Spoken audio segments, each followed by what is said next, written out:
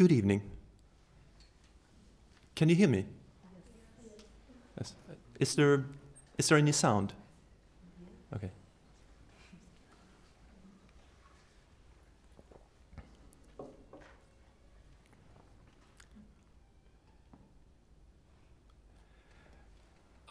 I had this idea that before I started the performance, that I would go to the cafe here and have a cup of coffee to be more awake. So I went out a little bit before Mr. Gillick had finished, because I was afraid that there would be like a big queue in the break, and then that I would be like really nervous in the queue of maybe not getting my coffee, and then getting too nervous to be able to do anything here afterwards. So I went outside, like after Mr. Gillick had been speaking for 52 minutes or so. I thought he'd probably be finished soon. And I went outside to go to the cafe, and it was very nice out there by the cafe. It was very still. There was the Vilnius skyline, a part of the Vilnius skyline. There seemed to be an advertisement for Canon, big red, but after having looked at it a little bit more, it was actually an advertisement for Can, which is a pizza company, and then probably a pizza company with a French touch. Maybe you can get pizza with oysters from Can Pizza, or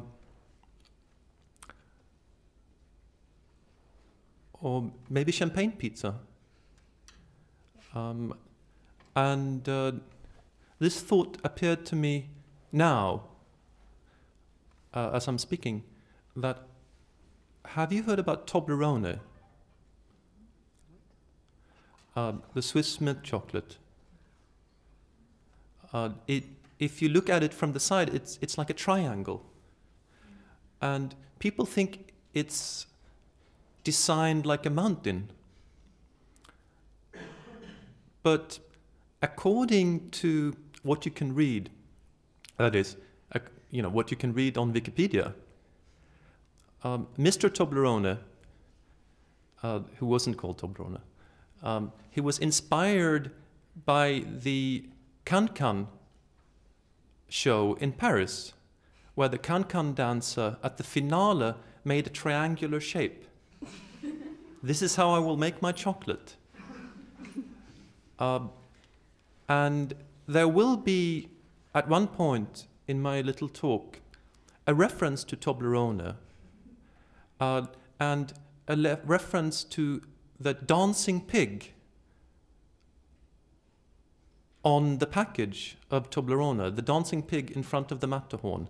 Unfortunately, there was some kind of trouble in the production of the signs for this talk, so I can't show the dancing pig. But it's there, and you can all check afterwards if you would happen to buy Toblerone. I mean, you don't have to buy it. I'm not promoting Toblerone here. You can go to the store. For instance, if you're like me and a little bit neurotic, so you come to the airport early, then what can you do? You can go and look at the Toblerone packages, and you will see the pig there. That about that. Are you familiar with... Oh, I thought you would stop me. Mr. Olsson, we don't like your jokes here. Is it okay? Okay. Just, if there are any questions, or if you want to stop it, or if you want me to talk about something else, just raise your hand. I was raised in Sweden in the 70s, where there was this new pedagogics, new didactics. The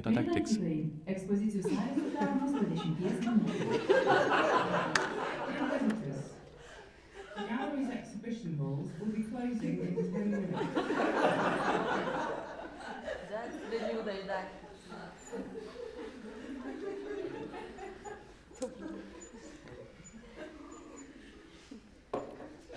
So I should get to the point. Now, just raise your hand if there's anything that unclear.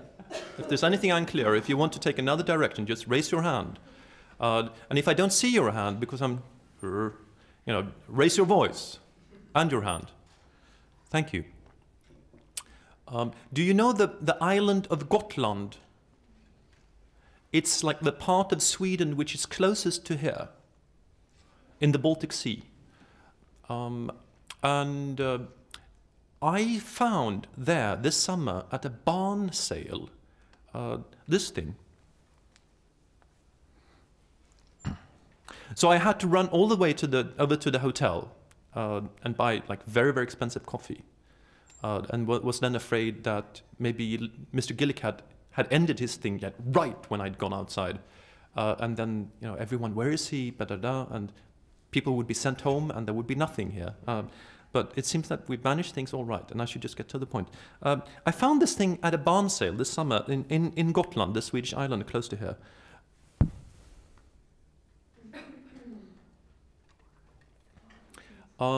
And I should have ironed it before I got here. I ironed my shirt, but I forgot to iron this. It shows a young woman with a coffee pot. And there is a text in Swedish. And the text says, the drop of coffee is the best of all earthly beverages. But it doesn't say drop in Swedish. You can say drop in Swedish. That's called droppe. But it says tear, tå. So it's a little bit poetic. The tear of coffee. You can't say a tear of coffee in English, but you can in Swedish when you're poetic. So on the one hand, this is a piece of folkloristic art. But on the other hand, I mean, the funny thing is that Mr. Gillick talked about exactly the same thing that I will talk about, a lot of it, but of course in a different way. And so we're talking about late capitalism, what is going on, how we are being manipulated, and so on and so forth. But this also shows that there seems to be almost like a genetic need of advertisement. Like if there is no advertisement, we'll make it ourselves.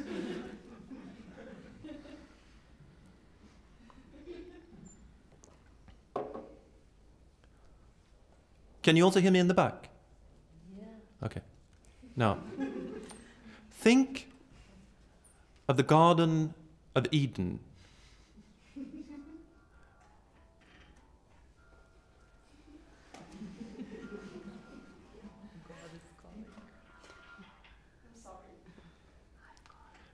Dawn in the Garden of Eden. Is that in the morning or at night? Morning, yeah. Morning, the light is coming up in the Garden of Eden. Faint sounds here and there. There's Adam and Eve and the snake. And if we think about what was going on there, isn't it strange that there is no religion against apples? If there was a religion against apples, and that religion was big, a company wouldn't call itself Apple unless they only wanted to sell to Satanists. Steve Jobs, the man behind Apple, is dead. Jobs was a Buddhist. A lot of people think that if you die as a Buddhist, the worst thing that can happen is that you're reborn as a worm who's eating meat from dead animals, or maybe even meat from animals that are alive. But Buddhism actually has a hell. Actually, Buddhism has 16 different hells, 8 hot ones and 8 cold ones. But you don't go there to be punished. You go there to be purified. And it's for a limited amount of time. The longest time you can spend in a Buddhist hell is 3 quintillion years.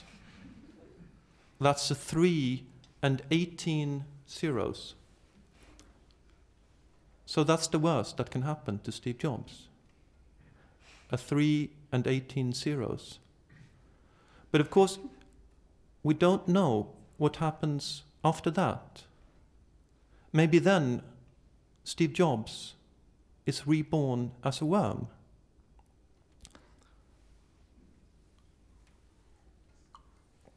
And he knows the deal. He's a worm now, so he won't be trying to get online. And there's only meat to eat.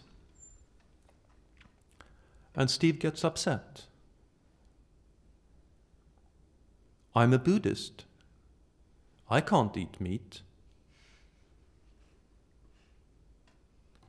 Silence. Can't we make a deal? How about fish? Silence. This is the problem with Buddhism. There's no one to complain to. There's no one to argue with. There's no God. You're alone. Now, wherever or whatever Steve Jobs might be, I have a question for him. How can a Buddhist make such a lot of consumer electronics? But that question is so obvious that I can't get myself to ask it.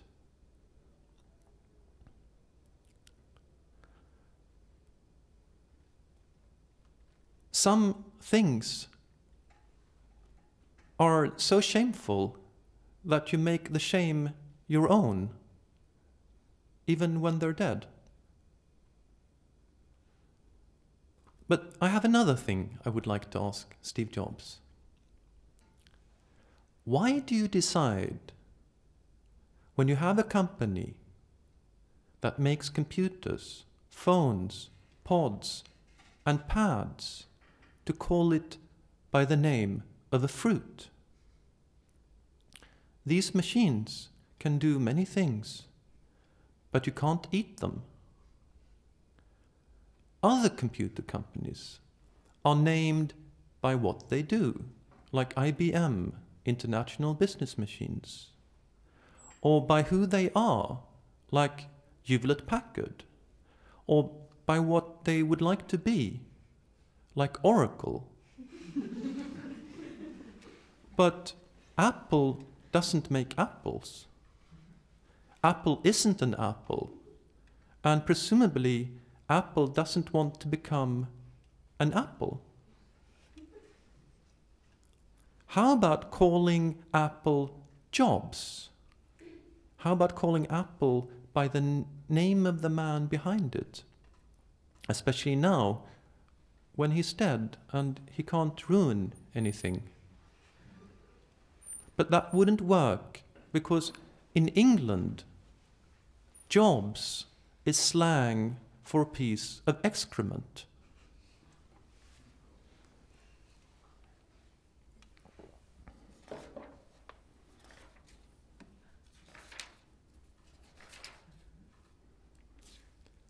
When Apple started out, the main enemy was IBM, International Business Machines.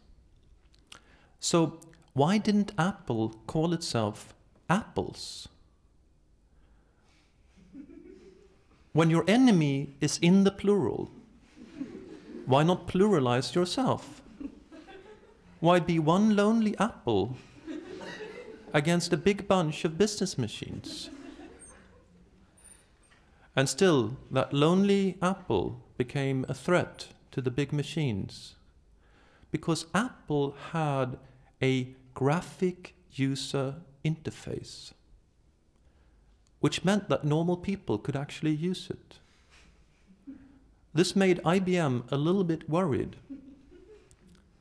So they called Bill Gates, and Bill Gates made a graphic user interface for IBM's PCs, and he called it Windows.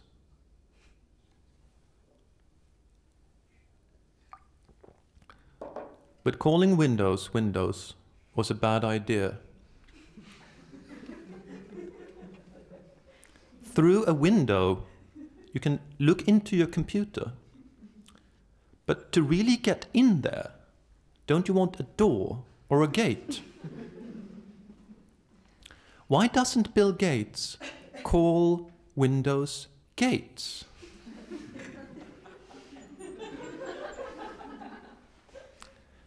That would be a promise of full access. But maybe Bill Gates is too shy to call Windows Gates. Because what do we really know about Bill Gates? What do we know about how Bill Gates feels about himself and his name? Face it, most people who work ridiculously hard do it because they hate themselves. Because they were bullied in school. So they become executives, so they can bully the workers. And they work really hard, so they can bully the workers even more. Or maybe Bill Gates just doesn't like punning. But if Bill Gates doesn't like punning, to use one word to mean two different things, why does he give the name Word to a computer program when Word already is the word for a word? At least he should call it Words, unless Bill wants us to believe it's for very short texts. But maybe it would look funny saying words, and it's just like one word. And doesn't Microsoft sound like something you put in a washing machine?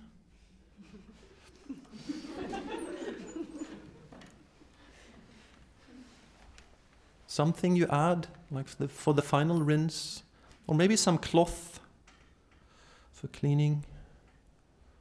I think the idea to call Windows Gates is brilliant, but maybe Bill hasn't thought about it. But if Bill has thought about it and he still doesn't like it, how about calling Windows Doors? Microsoft Doors. Don't just look. Break on through to the other side.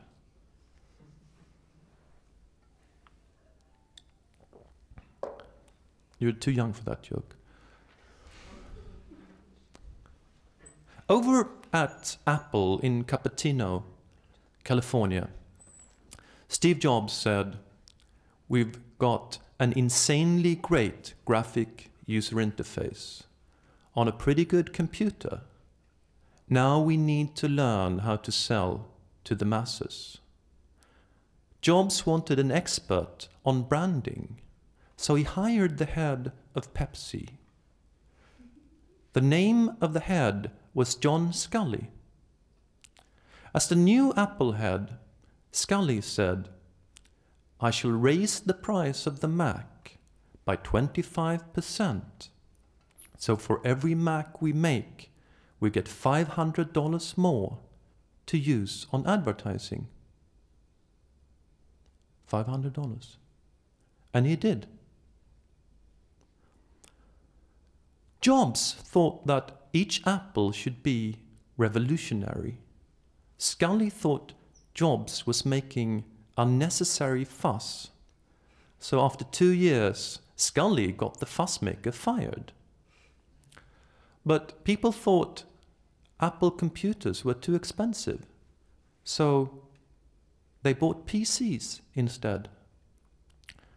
And after 12 years without Steve Jobs, Apple was almost in ruins. Scully had been fired, but that hadn't helped. And then the thought appeared at Apple, maybe we should bring back Jobs.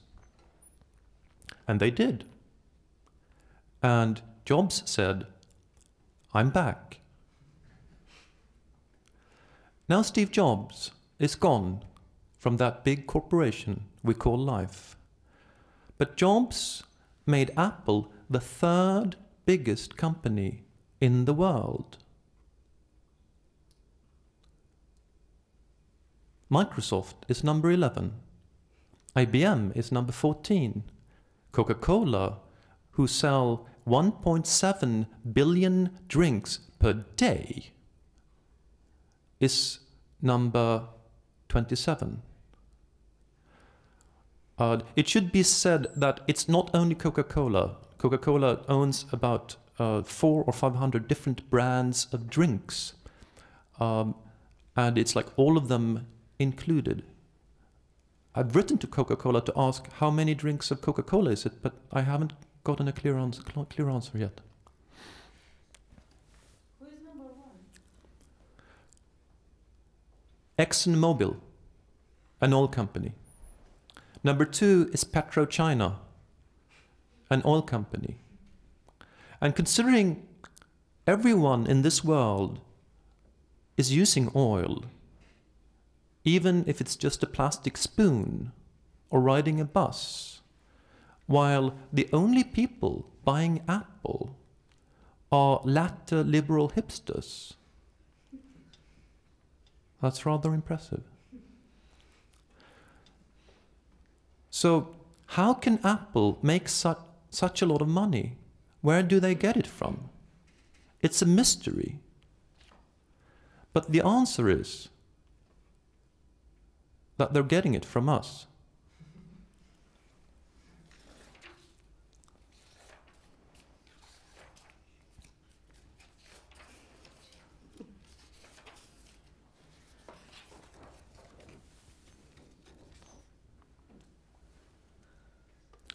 This was the first Apple logo. It's probably a little bit unclear in the back, but it features Isaac Newton in the process of getting hit by an apple falling from a tree. It was used for a very short time.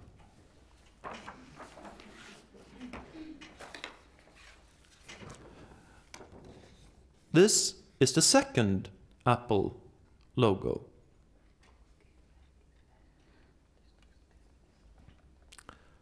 But it wasn't until Apple got rid of that gay flag that Apple got really big. But still, there's some doubt about the bite. Where does it come from? Doesn't that bite look like the bite of Alan Turing?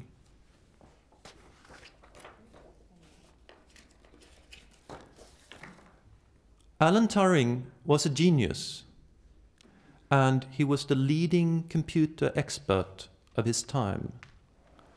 It was through the work of Alan Turing that the British managed to crack the German Enigma code during the Second World War. Some people say that this shortened the Second World War by 2 years. Churchill said that's how they won it. But this didn't stop the British from prosecuting Alan Turing for being gay with a law from 1885. So Alan Turing killed himself by eating an apple poisoned with cyanide. Today, the biggest award for computing is called the Turing Award. It's like the Nobel Prize for computing. But Apple says that nothing about their logo or name has anything to do with Alan Turing. So, who could it be then who bit into the apple?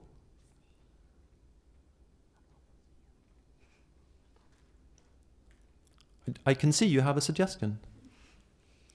I thought snake or Adam and Eve. All three of them. Yes, that's the conclusion. We're back. I thought for a while about Snow White, but that would give Apple trouble with the Disney people.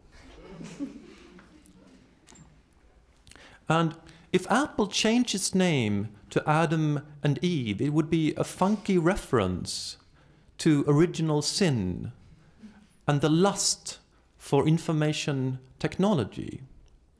And it would also show Apple's commitment to traditional family values.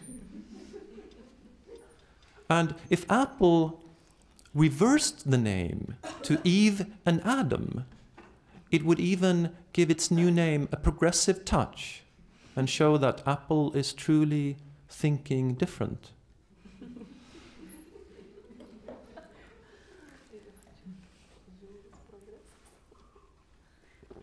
When you unpack an Apple product, it doesn't say made in the USA, because it's not made in the USA. It's made in China. But there's no reason to be moralistic about apples being made in China, because an exploited worker is always an exploited worker. And it doesn't matter if it's a Chinese communist or an American redneck. When you unpack an Apple product, it says designed in California. But they don't grow any apples in California. It's too warm. Apples are grown in New Hampshire. In California, they grow oranges. So why not call apple orange? Isn't that the obvious idea? But maybe it's too obvious. Maybe it's the mystery of how the name Apple seems to make no sense at all that makes it so attractive.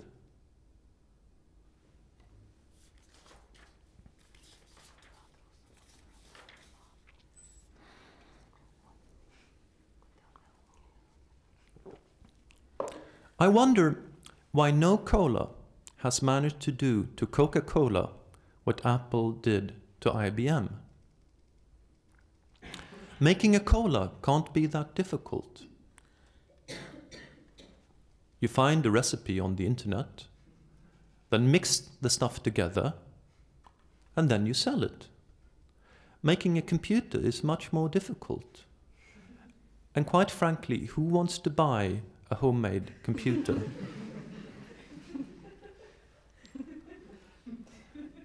In the 80s, Pepsi hired Michael Jackson and Madonna to be the choice of a new generation. But Michael got strange, and Madonna got together with Warren Beatty, which made her the choice of the old generation. And maybe Pepsi sounds too much like a toothpaste. The trick about Coca-Cola is that it doesn't make you think of anything else. It doesn't make you think of brushing your teeth. It doesn't make you think of the war. It just is what it is. But what Coca-Cola is something made of coca leaves and cola nuts. That's where the name comes from. Coca comes from South America. It's what you make cocaine of. Cola nuts come from West Africa, where people eat it to get high, to get closer to Allah. Now, the high of the cola nut comes from caffeine, so that's rather innocent. But the coca, that's another thing.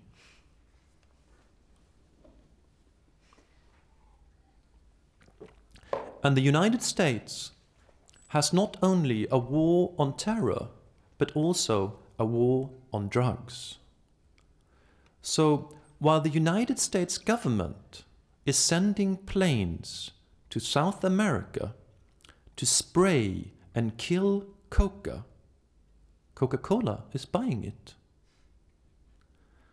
But what happens to the coca that gets sprayed and poisoned but doesn't die?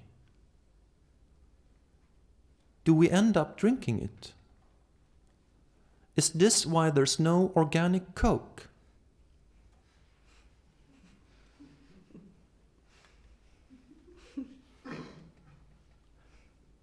Coca-Cola say there hasn't been any cocaine in Coca-Cola since 1904. So what they do is that they buy coca to put in the Coke, but first they take the cocaine out.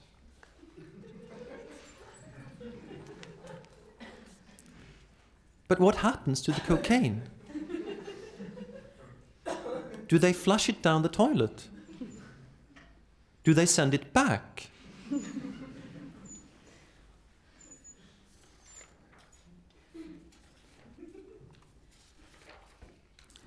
In England, if you eat enough apples, you get a job. And if you eat more, you can get more jobs. Because in England, the word job is slang for excrement. And actually, it's quite a suitable word, because to sit on a toilet seat and produce this thing does produce some effort. If it comes all by itself, something is terribly wrong.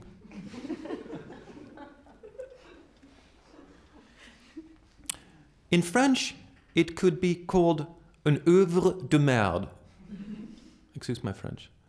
A work of shit. And it would be a very suitable expression in French, because the French have these toilets with a platform inside. So the French can inspect what they've done before they flush it out. And they do. And why shouldn't they? Face it, it's a part of us. It's real. And the French, by inspecting their jobs, they get to know themselves better. Or is it the other way around, that we get rid of our jobs because we don't really feel like a part of them? And the French inspect their caca in order to know themselves by knowing what they're not. Is this the famous différence? Or maybe is the truth somewhere in between, both at the same time? Isn't the truest thing we can say about ourselves that we're shit, but not completely? So this is what I say when I go to an interview for a job and they tell me to tell a little bit about myself. Well, Mr. Wilson, I'm more or less like you. I'm shit, but not completely.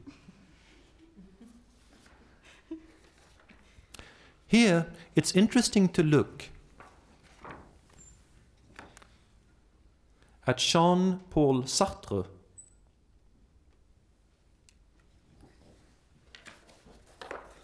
who thoroughly analyzed the human condition in his book L'être et le néant, Being and Nothingness, Being and Nothingness, from 1943. Sartre's conclusion was that we can't be completely happy. If we think we are, it's false consciousness, because the existential void, the existential emptiness, is always lurking around the corner. At the same time, Coca-Cola promised Coke to every soldier, every American soldier, wherever he happened to be.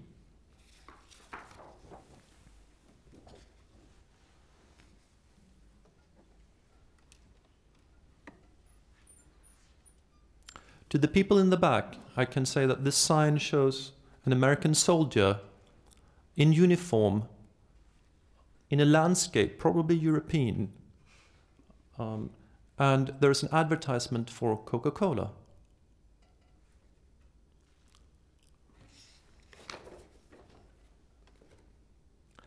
No matter where you go, somewhere near you is a big friendly red sign with a trademark Coca-Cola.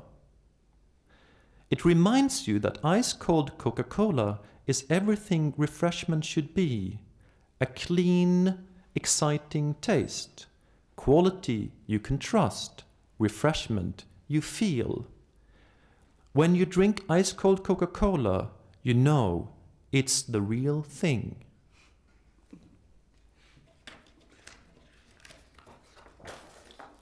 So that was Coca-Cola's answer to being a nothingness.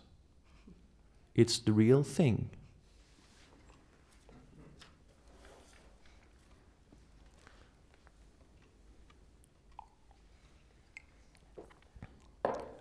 When IBM launched the PC in 1981, the advertisements, the advertising agency wanted to make it friendly. So they wanted to use Charlie Chaplin.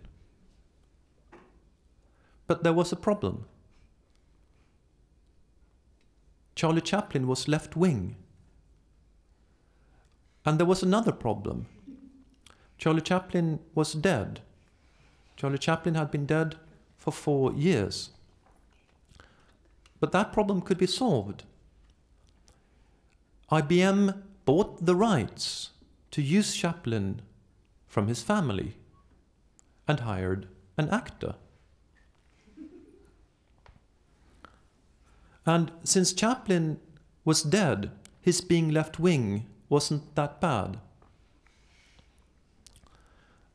So this is something to think of if you have many problems. Like sometimes they can equal each other out. The slogan for the IBM Chaplin ads was the IBM personal computer.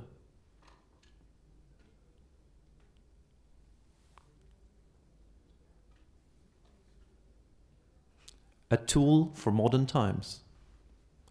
The IBM personal computer, a tool for modern times, referring to Chaplin's famous film from 1936.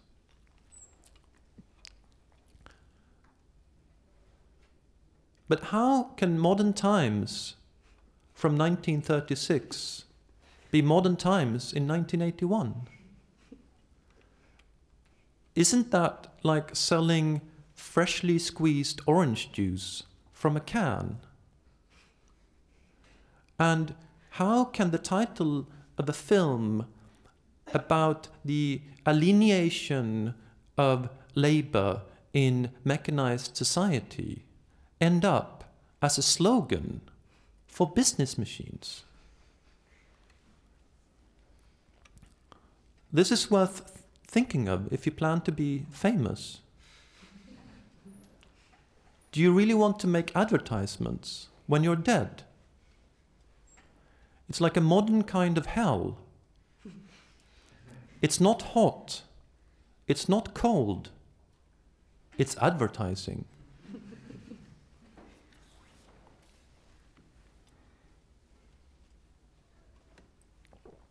In Scandinavia, there are 2 big companies selling sanitary porcelain. They're both Swedish. One is localized outside Stockholm. It's called Gustavsberg. It's the only sanitary porcelain company in the world that also makes porcelain for eating. The other is situated in the southern Swedish town of Bromölla, where they have their head office by the central square. In Bromölla, sanitary porcelain is bigger than politics because the IFA office is bigger than the town hall. The biggest company for sanitary porcelain in America is called American Standard. It's a somewhat enigmatic name. Does it mean American standard? An American standard to American customers, used to American luxury and comfort? Like in contrast to, say, Bangladesh? Or does it mean American standard in contrast to American luxury and comfort? This is confusing. Why doesn't American Standard change its name to American Luxury and Comfort? That would take away the confusion. And it would give it some class. But American Standard is more than 100 years old. And what would happen if the customers of American Standard suddenly saw the name American Luxury and Comfort? Wouldn't they think it was a new and cheap imitation? And it could also frighten those customers away who were attracted to American Standard because it seemed to promise sanitary porcelain at an affordable price. So, American Standard has wisely chosen not to change its name.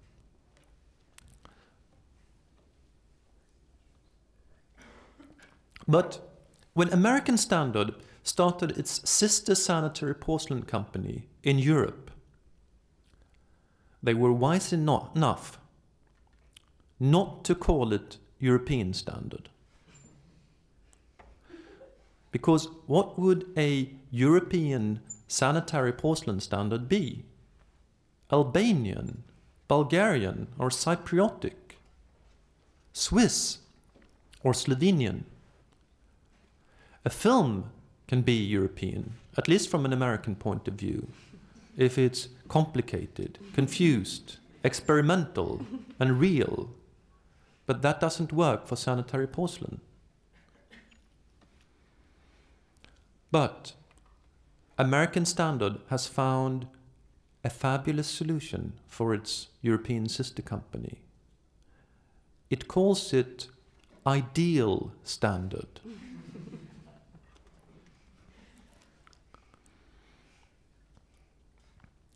The ideal standard for everyone, always.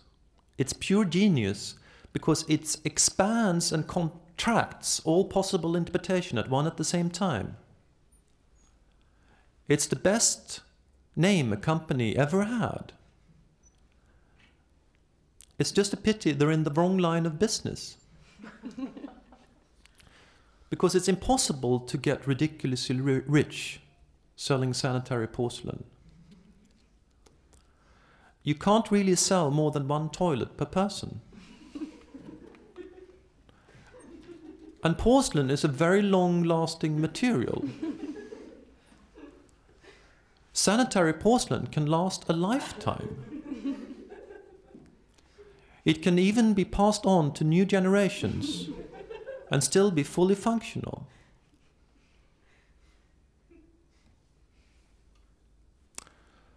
In the 70s, sanitary porcelain introduced color. In the 70s, you could get sanitary porcelain in avocado. And in the 80s, you could get peach. So there was a touch of sophistication with avocado in the 70s, and a touch of decadence with peach in the 80s. But in the 90s, sanitary porcelain in color was just something you laughed at. Sophisticated hotel had to change their sophisticated sanitary porcelain to stay sophisticated. In the 90s, people wanted their sanitary porcelain white so they could check that it was clean. After all the sophistication of the 70s. and all the decadence of the 80s. In the 90s, people also started to worry about the environment. But Sanitary porcelain managed those worries in a very impressive way, because those worries never became worries about flushing things out into the environment. Things would be okay if we just got a toilet with a big or small flush.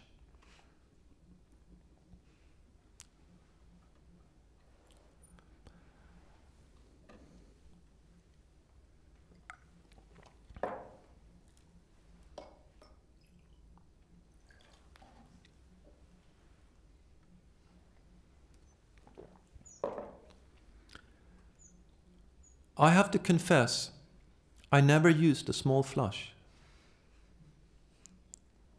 I think of using it, but in the end I don't. I'm not sure what happens. It's not that I don't want to save water for Africa.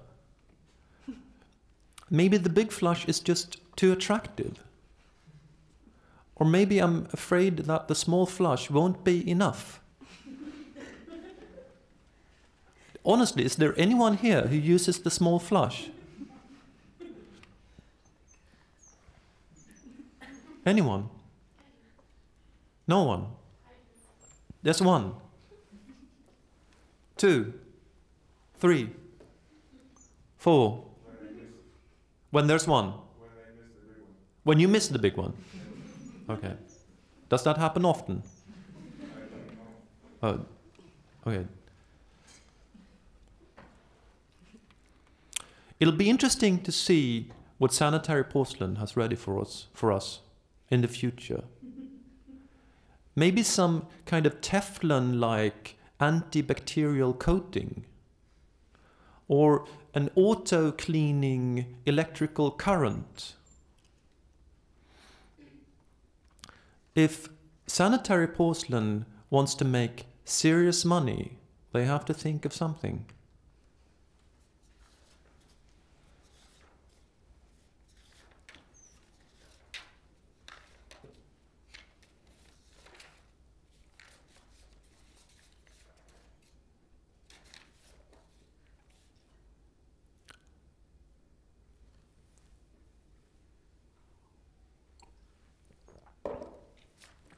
Christians, Jews, and Muslims believe in the same God.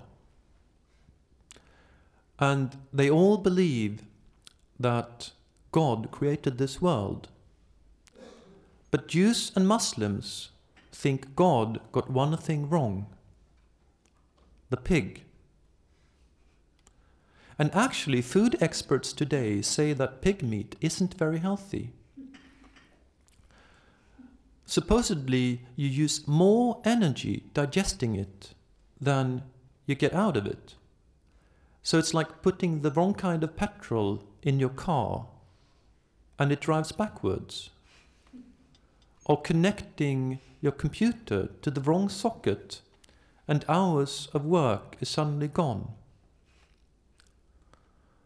But if pig meat is bad and cow meat is okay, why don't we just eat the cows and get milk from the pigs?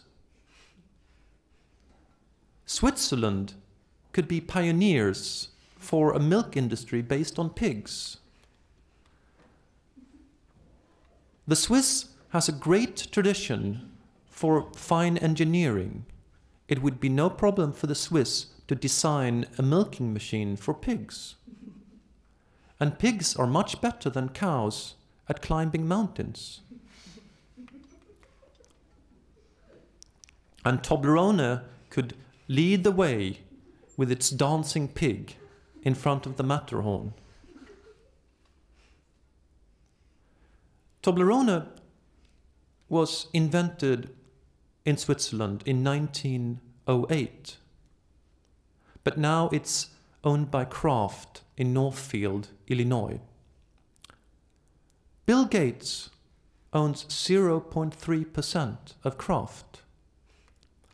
That means that Bill Gates is the owner of 100 million Toblerones.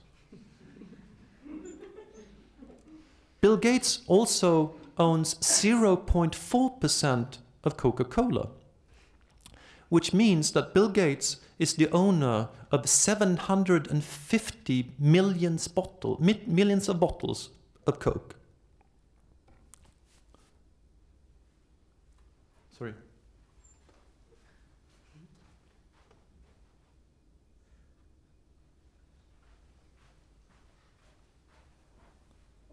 Something with the bubbles. It's like when, but yeah, I've been drinking bubble water the whole day. It's been going fine. And it's like, if you suddenly, I mean, there's a risk of doing it. But if you suddenly switch to like water without bubbles, you get completely confused. That's really a bad idea. Steve Jobs, no, Bill Gates. Steve Jobs is dead. Bill Gates. It was Bill Gates who owned the Coca-Cola, right? I got that right, thank you. Bill Gates, he owns a lot of other things as well, like a swimming pool with an underwater sound system. Because Bill Gates is the second richest person in the world. One used to say the second richest man in the world, but you can't do that anymore, of course. The richest person in the world is also a man who's called Carlos Slim, but no one's heard of him because he's Mexican.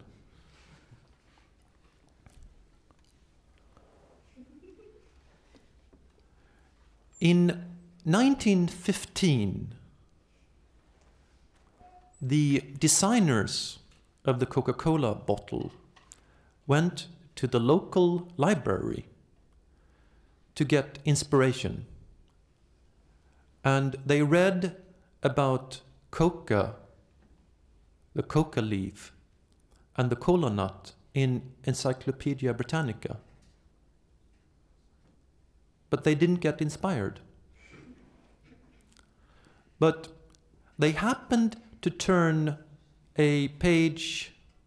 I'm very soon finished. I'm like 2 minutes, I think.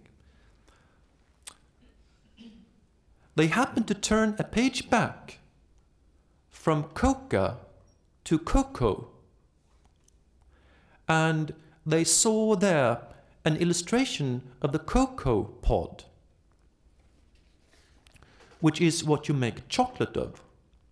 And this became the model for the Coca-Cola bottle.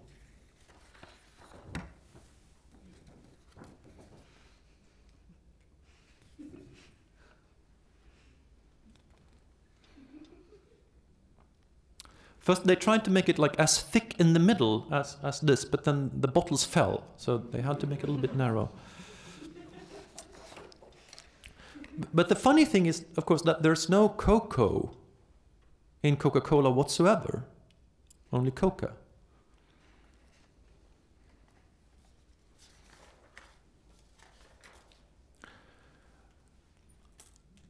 When we say the word word,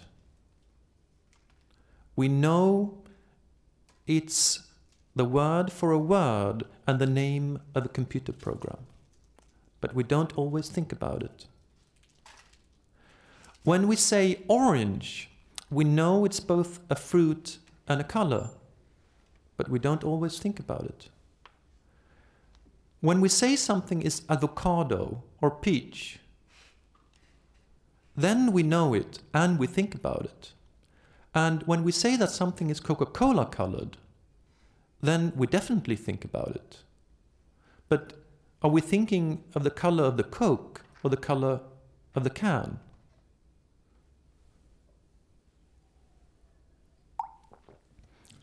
I have a friend in Copenhagen who's allergic to oranges. And in Copenhagen, there is an orange juice called real juice. Riktig juice. and she can drink it.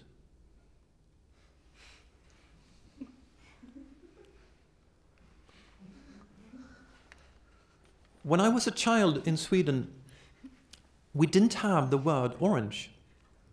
We had the fruit. The fruit was called apelsin, and it still is.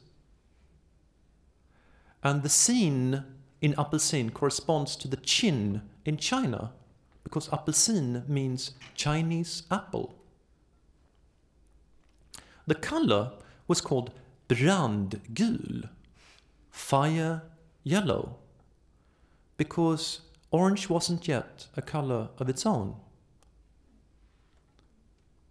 But now it is, like a country that used to be a part of another, but now is its own. So orange has become independent, but also international, because orange is called orange. And isn't that quite typical for how we develop these days? We get more individual and independent, while at the same time we're becoming more like everybody else. Now the question is orange happier now, on its own, alone? Wasn't it quite fine being with yellow and being fire yellow?